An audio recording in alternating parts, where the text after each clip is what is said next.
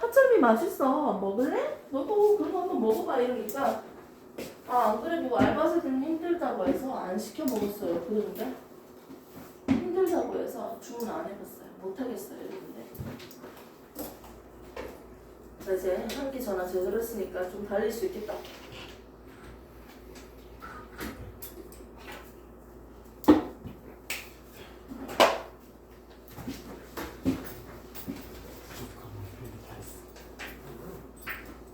잠시 그림지를 하나 남기겠습니다. 우선 선생님이 이 학원에 있는 시간은 목금토예요. 목금토에 비어있는 시간으로 나한테 찾아오세요. 질문할 거 있을 때 내가 수업하는 시간, 외적인 시간에서는 질문을 받아들일 테니까요. 미리 카톡을 남기셔야 돼요. 왔는데 내가 수업만 하고 있는 시간대면 괜히 온 거일 수 있잖아. 오케이? 목금토고요. 카톡을 통해서 한 번 더 우리가 공부를 어떻게 해야 될지, 뭐 어디까지 뭐 해야 될지 공지를 해드리도록 하겠습니다. 테스트지까지.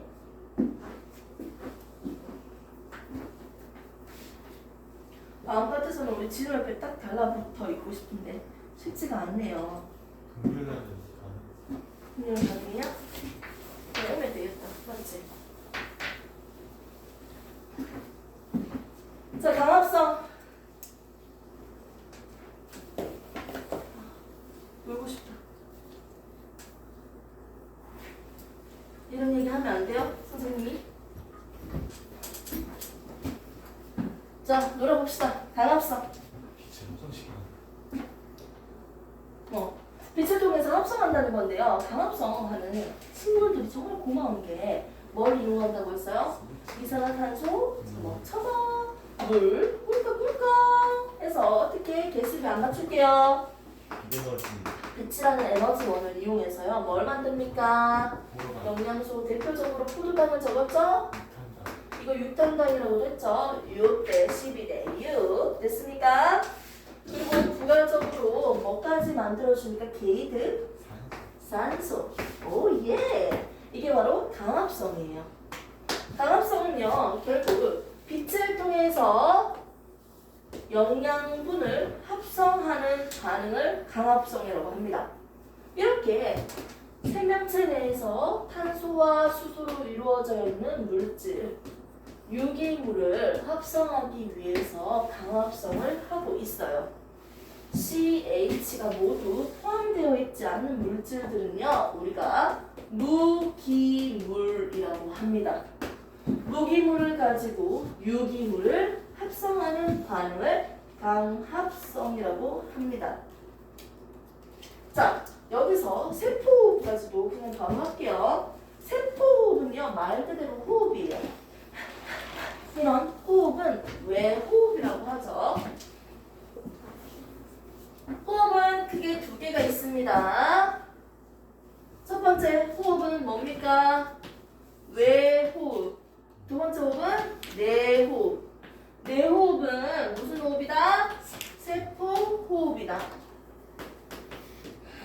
자, 외호흡은요, 폐에서 기체가 나가고 들어오는 기체 교환이죠. 무슨 원리였습니까? 학산의 원리에 방귀 뿡 꼈는데 방귀 냄새가 퍼졌어요. 고농도에서 저농도로 이동하는 학산의 원리로서 ATP 에너지 사용 없이 하고 있었던 호흡이 있어요. 모르네. 다 갖다 때려쳐. 자, 세포호흡에 대해서 지금 할게요. 세포는요, 안에 미토콘드리아가 있습니다. 동물세포든지 동물세포든지 식물세포든지 둘 다 미토콘드리아가 있는데, 미토콘드리아에서 호흡을 하면요, 얘들은 밥도 먹고 내가 만든 영양소, 흡수한 영양소가 있을 거 아니에요. 영양소랑 산소를 꿀꺽꿀꺽 반응을 해서 호흡을 하면 뭘 만들어낸다? 뭘 만들어냈습니까? 호흡을 하면 에너지, 그렇지, ATP를 합성을 했습니다. 그 부가적으로 노폐물로서 뭘 생성했다? 이산화탄소나 물을 만들어냈죠. 어머! 신기하네! 지금 강합성 반응 과정에 대해서 반대 과정이 뭐다? 호흡이구나 라고 할 수 있겠네요. 거꾸로니까 ATP가 여기 있고 그거의 차이로 보이겠죠? 자, 보겠습니다. 처음에 가지고 있던 이 에너지를 가지고 약 66%는요 열 에너지로 주로 방출하고요. 약 34%만이 ATP의 형태로 저장을 합니다. 무슨 말이냐? 아데노신이라고 해서 아데닌 플러스 리보스가 결합한 형태가 있어요. 이거 고일 건데 아무튼 아데노신에다가 염산 3개가 결합되어 있으면 ATP, 2개가 결합되어 있으면 ADP예요. 됐습니까? 여기에다가 인산 하나를 결합시키면 뭐가 만들어진다? ATP가 만들어지죠.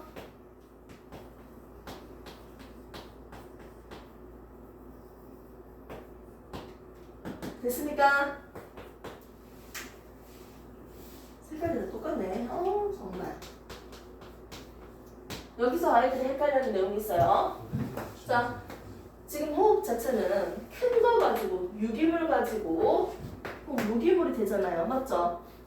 자, 큰 게 작아지는 반응이기 때문에 얘는 이하작용이에요. 세포 호흡 자체는 이하작용이지만 여기서 만들어지는 이 ATP만 따로 떼서 본다면 ADP에다가 인산기를 하나 붙여넣는 동화작용이 있습니다. 됐습니까? 세포 호흡 자체는 이하작용이다. 그런데 여기서 ATP가 만들어지는 과정을 따로 준다면 이 ATP가 만들어지는 과정 자체에서는 ADP가 ATP로 되는 과정은 뭐다? 동하작용이라고 보시면 되겠지. 이때 커지고 있으니까 에너지를 흡수하는 과정, 반대 과정은 에너지를 방출하는 과정이겠죠. 여기 ATP에 있는 인산 사이에는요, 한 개당 7.3kcal 에너지를 방출시킵니다.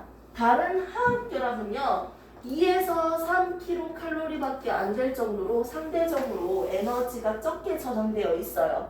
하지만 ATP에 있는 인산 사이 결합은 상대적으로 고에너지 결합이기 때문에 이 결합이 끊어지면서 방출하는 에너지로 활동하는 데 이용되기도 하고요. 그리고 내가 너무너무 추울 때는요 체온을 조절하기 위해서도 이용될 수 있습니다. 등등으로 사용될 거예요. 음식물을 소화시키는데도 에너지가 필요하면 사용할 수도 있겠지. ATP가 이용되는 곳은 또 한 군데가 더 있죠. 우리가 생각나는 곳 신경계에서요. 언제? 탈분극, 재분극, 가분극에서요. 어디에서 분극, 어디에서 ATP가 이용되고 있는지 봤어요. 통로에서는요 확산의 원리니까 이동하는 거고, 칼륨, 나트륨, 칼륨 펌프에서 ATP를 이용하면서 각각을 이동시켰죠? 오케이? 그 ATP죠. 그리고 어디? 근육의 수축과 이완 운동에서도 이걸 이용할 겁니다. 약 34%만 에너지로 저장하고요. 나머지 약 66%는 열로 방출하면서 대부분은 체온을 조절시키는데 사용될 거예요. 됐습니까? 이렇게 해서 우리가 세포 호흡에 대해서 지금 봤습니다.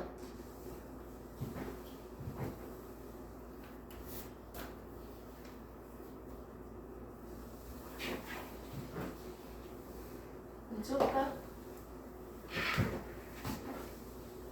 이렇게 물질 대사, 생명체 내에서 일어나는 모든 화학 반응, 이런 화학 반응을 하는 데 있어서요, 우리는 쓰레기를 태우고 있는 연소 반응, 몸 밖에서, 생명체 밖에서 일어나는 연소 반응 같은 것들을 보면요, 쓰레기 태울 때 500도 이상의 높은 온도에서 한 번에 빡 하잖아요.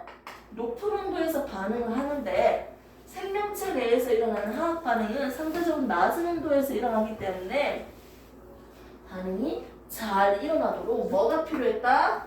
생체 촉매인 효소가 필요했습니다. 오케이? 그리고 이런 화학 반응을 하는 데 있어서 에너지가 나가고 들어오는 에너지 출입이 반드시 존재했어요. 됐습니까?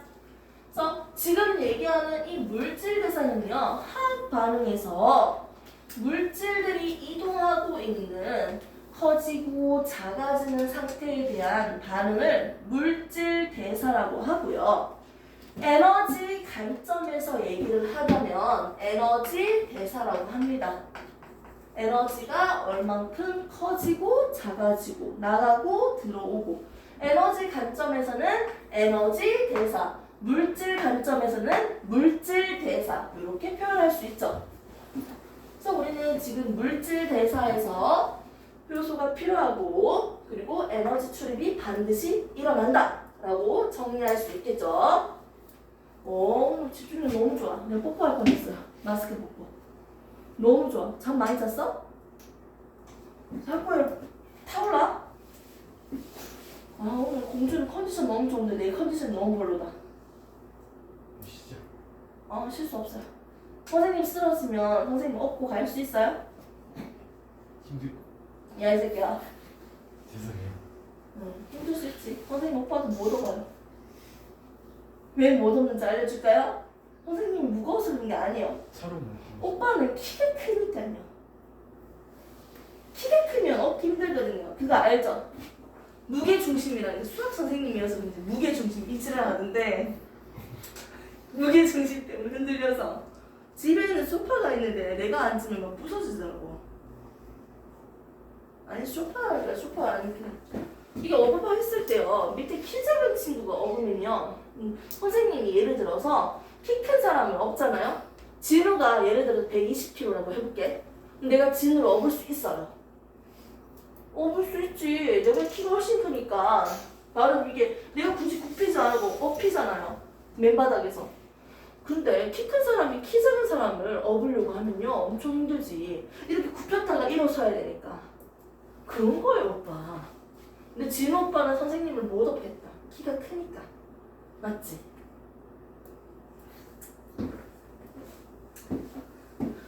지금 무슨 얘기하고 있나? 에너지 출입 방법 무엇이? 에너지. 그리고 선생님이 여러분들 만날 생각에 이제 없는 힘도 짜내면서 계속 음식을 섭취했습니다. 힘이 없을 때는 음식을 섭취하거든요. 계속 먹으면 돼요. 힘이 생길 때까지.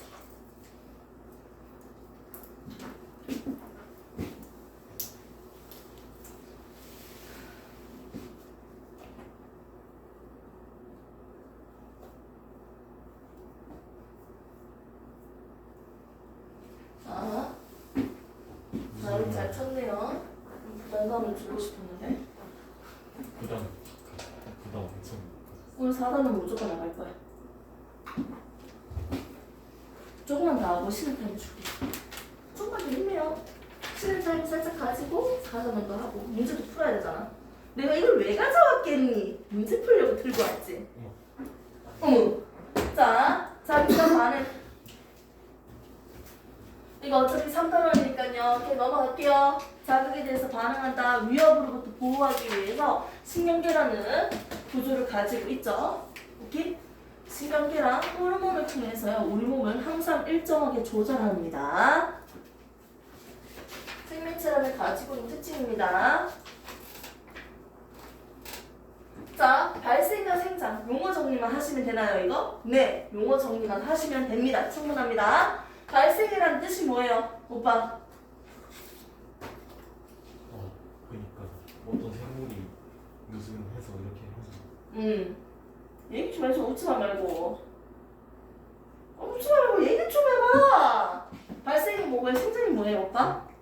생장은 자라는. 그러니까 사람이 그렇죠. 유아가 된 성체로 내가. 그렇죠. 좋았어요. 발생은 뭐예요? 수정란에서 어떻게? 애기. 완전한 생명체죠. 완전한 개체의 모양까지 만들어지는 이 시기를 우리는 발생이라고 합니다. 정확한 용어는 쓰셔야죠. 애기가 태어나서 신생아죠. 태어난 지 얼마 안 된 애기. 신생아는 어떻게? 완전한 뭡니까? 성체가 되기까지 걸리는 이 시기를요. 우리는 생장이라고 합니다. 됐습니까? 자, 발생과 생장을 통해서요. 생명체를 형태가 잘 자라갈 수 있겠죠. 2차 성징도 좀 하고요. 새끼를 놓을 수 있고요.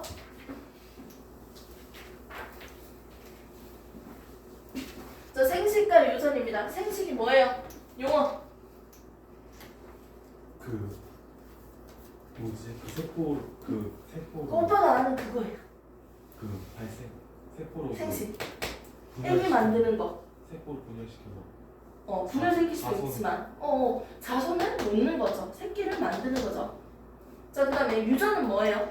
부모의 물려받은 형질을 자손에게 넘기는 거. 그렇죠. 부모의 형질이 자손에게 전달되는 현상, 유전.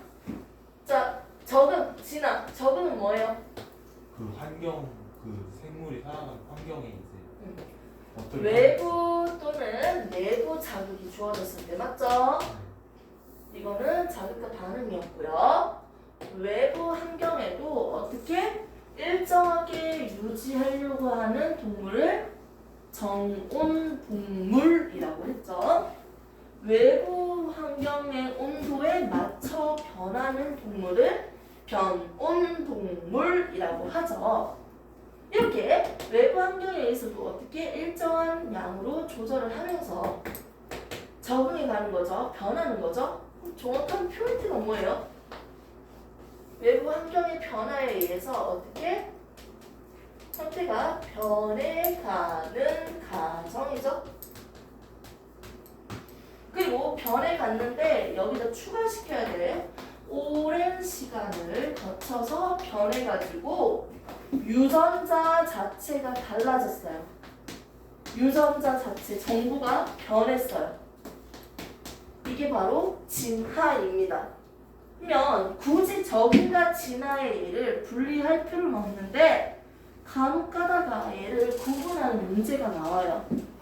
구분을 꼭 하셔야 될 필요가 있어요. 그때는 어떻게 구분을 했다? 갑자기 출현했을 때, 갑자기 사라졌을 때, 맞죠? 그리고 20% 증가했다, 40% 감소했다. 확률적인 값으로, 통계값으로 수치가 증가했다, 감소했다, 출현했다, 사라졌다. 이런 것들은 다 뭐다? 진화입니다. 됐습니까? 이 정도 정리하시면 되고요. 이때 우리가 한 가지 더 봐야 될 것들이 있는데, 생명체라면 이런 특징들이 있습니다 라고 얘기했지만 단세포의 대표적인 생물로서 세균은요, 이만은 원핵 생물이었어요. 핵이 없는 생물이라고 해서 핵막으로 둘러싸져 있는 핵이 존재하지 않기 때문에 핵 안에 있는 유전 물질이 흘러나와 있는 상태입니다. 그리고 막으로 둘러싸져 있는 막성 소기관들이 발달되어 있지 않은 세포, 생명체를 우리는 원핵 생물이라고 해요. 이건 바로 세균에 대한 특징입니다. 우리가 일반적으로 알고 있는 많은 동물들, 식물들의 세포를 보면요, 핵으로 둘러싸져 있고 핵이 있고요. 그리고 막으로 이루어져 있는 소기관들이 발달되어 있습니다. 막성 소기관들이 발달되어 있는 진핵세포입니다. 원핵세포와 진핵세포가 있습니다. 원핵생물과 진핵생물이 있습니다. 여기서 이 세균은 원핵생물인데요.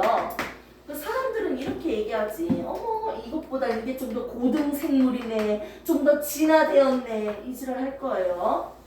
자, 더 복잡해질수록 더 진화된 생물이다, 그런 얘기를 하는데 그건 다 갖다 버리고요. 이 세균은요, 살아있는 생명체가 맞죠? 바이러스는 생명적인 특징도 있지만 무생물적인 특징도 가지고 있잖아요. 근데 세균은 살아있는 생명체인데요, 여기에서 해당하지 않는 게 있어요. 문제를 풀 때 나왔던 내용이 있었죠. 세균은 뭘 하지 않습니까?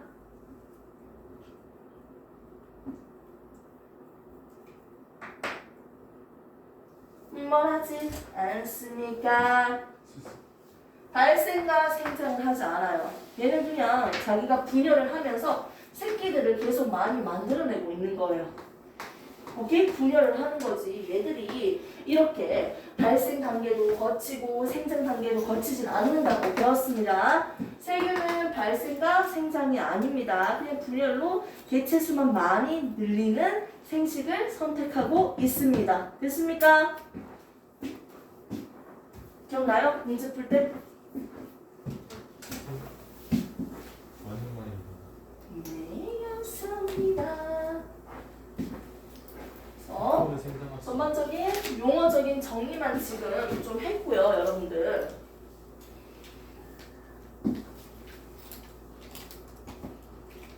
용어적인 정리만 했고요. 지금은 이제 책을 한번 보시면서 체크를 하고 정리를 한번 해봅시다. 8페이지. 8페이지 맞습니까? 5to 8페이지. 자, 생물의 특성 보시면 첫 번째 세포로 구성되어 있다. 두 번째 물질에서 세 번째 자극에 대한 반응, 즉 항상성. 네 번째 발생 생장, 다섯 번째 생식 유전, 여섯 번째 적응 가치가 나와 있는데 첫 번째 세포부터 볼게요. 세포는 한 세포로 구성되어 있는 생명체. 세포 하나가 생명체예요. 단세포 생물 그리고 다세포 생물 여러 개로 구성되어 있는 생물 이렇게 두 개로 나눠져 있죠. 자, 이때 세포로 구성일 때 끝에 구조적, 기능적 단위, 네모 박스. 중요한 건 요거죠. 세포에 대한 명확한 개념. 자, 다세포 생물은요, 오른쪽에 보시면 구성 단계가 나와 있는데, 여러분들이 보기 좋게 체크를 해주세요. 기관과 개체 사이의 기관계. 어디? 조직과 기관 사이의 조직계. 오른쪽 박스에 보면. 플러스 강의. 맞지? 네. 거기에다가 식물과 동물로 구분해가지고 그것까지 체크를 해주셨으면 좋겠어요. 두 번째 나오는 게 바로 물질 대사입니다. 물질 대사. 물질 대사는요, 생명체 내에서 일어나는 모든 화학 반응이라고 했죠. 화학 반응 동그라미. 화학 반응 동그라미 해놓고요. 화학 반응에다가 꼬리 이렇게 꺼내보세요. 화학 반응해서 꼬리 이렇게 빼서요. 뭐라고 적으면 될까요? 물질의 성질이 변함. 또는 새로운 물질 생성. 이해를 돕기 위해서 이해가 안 가면 이것까지 갈로로 적어주셔야 돼요. 됐습니까? 생명체 내에서 이렇게 새로운 물질이 뿅 만들어지는 화학 반응들이 있는데 크게는 두 개로 나눴죠. 동화작용, 이하작용. 됐습니까? 밑에 이 1번 보시면 효소가 관여하며 효소 동그라미 에너지가 흡수되거나 방출한다. 밑줄. 그 특징은 두 가지입니다. 물질 대사를 하는 데 있어서 효소가 필요하다는 거죠. 효소 동그라미 에너지가 흡수되거나 방출한다. 밑줄이죠. 이거 두 가지는 꼭 알고 계셔야죠. 밑에 동화작용과 이하작용을 구분해서 박스로 만들어줬는데요.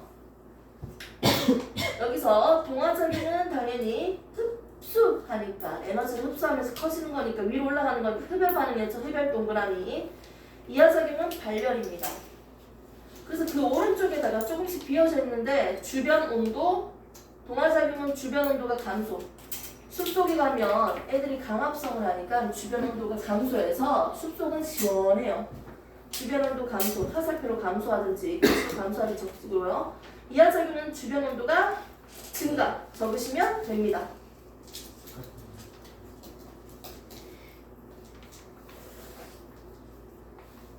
자, 그 다음에 3번, 4번, 5번, 6번 읽어보시면서 바이러스까지 읽어보시고 오른쪽에 개념 확인이랑 한번 복습작 하고 있으세요. 잠시만.